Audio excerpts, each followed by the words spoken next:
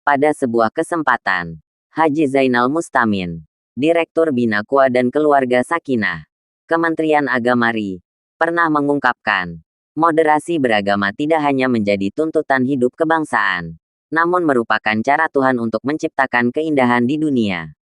Jika tidak ada moderasi beragama atau keragaman di bumi ini, maka hidup ini akan hambar karena berjalan monoton.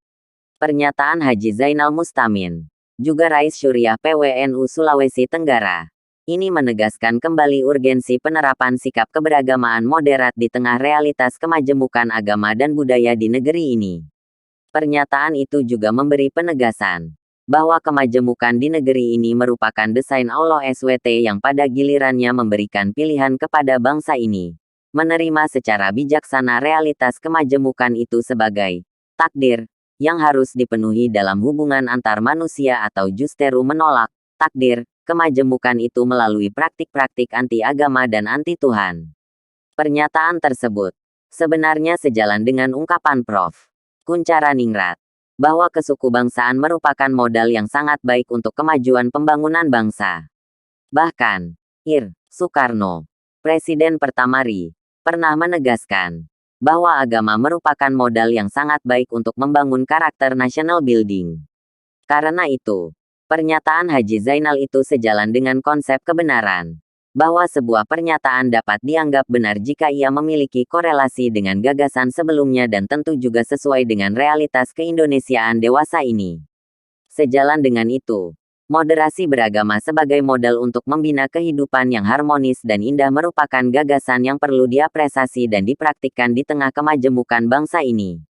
Memang, tidak mudah mempertemukan segala perbedaan yang ada, baik itu perbedaan pandangan keagamaan, karakter budaya, apalagi kepentingan ekonomi politik yang saling bertolak belakang.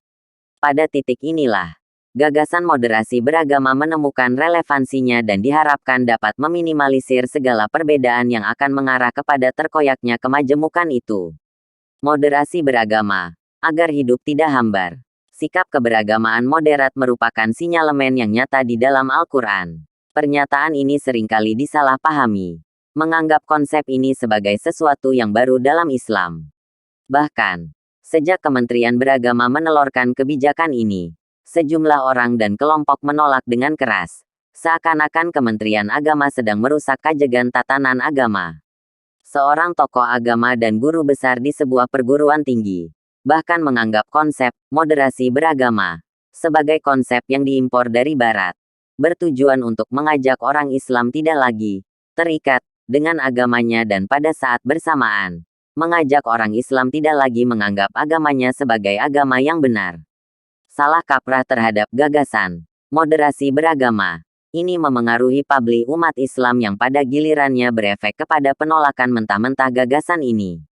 Padahal jika ditelisik lebih jauh, Al-Quran sendiri telah memberikan isyarat perihal moderasi, ini yang merupakan terjemahan dari kata wastiyah. Umat Islam ini digambarkan Al-Quran sebagai umat pilihan, umat terbaik, umat yang adil dan seimbang kehidupannya. Umat yang berada pada posisi tengah-tengah, tidak ekstrim ke kanan dan ke kiri. Ada beberapa ayat dalam Al-Quran yang memberi isyarat perihal umat moderat ini, antara lain. Dan demikian pula kami telah menjadikan kamu umat Islam umat pertengahan, agar kamu menjadi saksi atas perbuatan manusia dan agar Rasul Muhammad menjadi saksi atas perbuatan kamu. Kami tidak menjadikan kiblat yang dahulu kamu berkiblat kepadanya melainkan agar kami mengetahui siapa yang mengikuti Rasul dan siapa yang berbalik ke belakang. Sungguh, pemindahan kiblat itu sangat berat, kecuali bagi orang yang telah diberi petunjuk oleh Allah. Dan Allah tidak akan menyia-nyiakan imanmu. Sungguh, Allah Maha Pengasih, Maha Penyayang kepada manusia. Qs. Al-Baqarah 2 ayat 143. Imam Al-Tabari W. 923 dalam tafsirnya. Jami Al-Bayan fi Tawil Al-Quran, Helm, 142, sebagaimana dikutip Muhammad Rafi, 2022, menyebutkan bahwa makna wasatan adalah bagian yang berada di antara dua sisi, yakni pertengahan. Baginya, kata umatan wasatan bermakna umat Nabi Muhammad adalah umat yang moderat dalam beragama. Tidak berlebihan dan tidak pula kekurangan, lagulun wala taksirun. Selain itu, Al-Tabari turut mengutip beberapa riwayat yang menyatakan wasatan bermakan adil. Al-Zamakhsyari W. 538H, dalam kitabnya Al-Kasyaf an Haqaiq Gawamid Al-Tanzil menyatakan makna umatan wasatan ada dua, yakni pertengahan dan adil. Artinya, umat Nabi Muhammad memiliki sifat moderat dan adil. Moderat di sini maksudnya adalah tidak condong kepada satu dari dua sisi. Inilah yang menjadi modal mereka sebagai saksi bagi seluruh umat-umat terdahulu yang menyaksikan sampainya risalah Nabi kepada mereka. Umat pilihan, terbaik dan adil, serta tidak berlebih-lebihan dalam beragama, gulu merupakan tugas, kemoderatan, kita di jagat ini. Konsekuensinya, tugas berat ini mengharuskan kita memenuhi takdir. Kita sebagai umat yang moderat dalam bentuk pencapaian kehidupan yang harmoni dan indah di jagat ini. Panggilan tugas sebagai umat moderat, ini kian penting dewasa ini. Di tengah kehidupan yang sangat majemuk di negeri ini. Apalagi di tengah maraknya sikap keberagamaan yang ekstrim tataruf.